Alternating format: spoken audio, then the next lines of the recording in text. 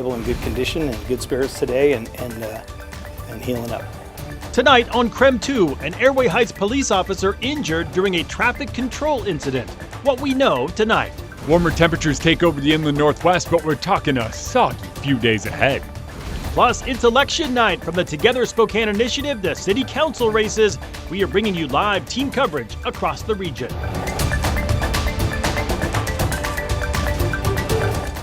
Good evening and thank you for joining us for KREM 2 News at 5 tonight. I'm Mark Hanrahan. Today, a corporal with the Airway Heights Police Department is in stable condition after being hit last night while helping with a crash. KREM 2's Regan Gallo is live in Airway Heights tonight with what we have learned about what happened. Regan? Well, Mark, the Airway Heights Police Department tell me that Corporal Mike Ziegler was hit by a driver who failed to yield. This all happened on the intersection of Hayford Road and 21st Avenue. Police say before Corporal Ziegler was hit, he was assisting with a felony hit and run crash along Hayford Road. His vehicle's patrol lights were on for traffic control when he was hit by that driver. Today, Airway Heights Police Chief Brad Richmond called on the community to be more aware while on the road. I think that, again, working with our community and educating them and then helping them to understand that there may be some enforcement actions if they don't take care and caution and aren't, being very aware, being off their cell phones and being attentive to drive while they're driving. Pay attention specifically and even more important during the inclement weather during the winter. Chief Richmond tells me he is grateful for the multiple agencies who responded to the scene. He says Corporal Ziegler was trapped in his car after the collision. He added with growth of Airway Heights and of the West Plains, the area has seen an increase in traffic and number of drivers out on the road. Now we know Washington State Patrol is investigating this incident and KREM 2 News is trying to obtain more details. I'm reporting in Airway Heights, Regan Gallo, KREM 2 News. Regan, thank you. A 21-year-old man has been charged with vehicular homicide and 9 counts of vehicular assault after a rollover crash over the weekend. According to the Okanogan County Sheriff's Office, deputies responded to the area of Conconelli Road and Talbert Loop Road. The Sheriff's Office says there were 11 people in the vehicle when they arrived on scene.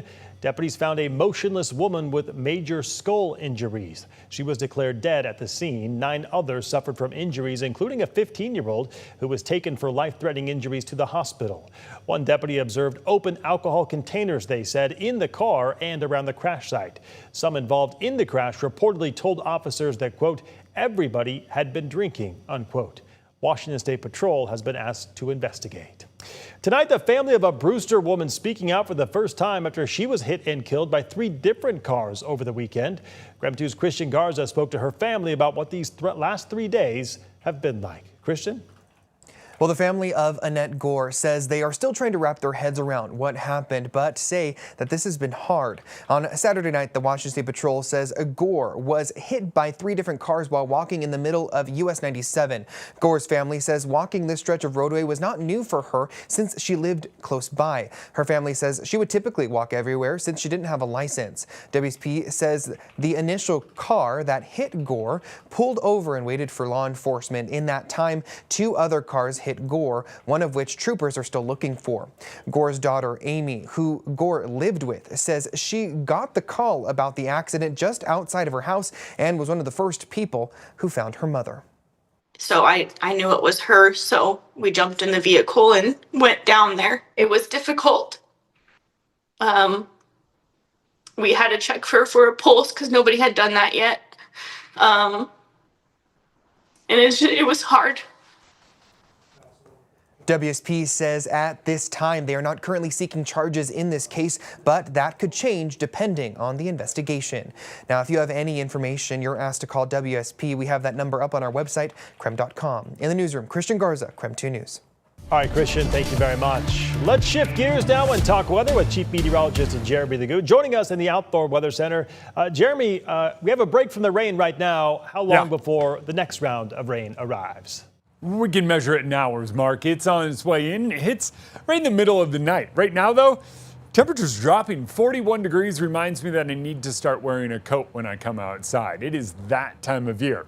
Here's our big push of moisture, though. As we move into the next couple of days, our temperatures are actually going to trend a little bit warmer. Reason being, everything's coming in from the south, so our snow levels jump. You have to go pretty far north to find snow levels up above 4,000 feet, or up above 3,000, 4,000.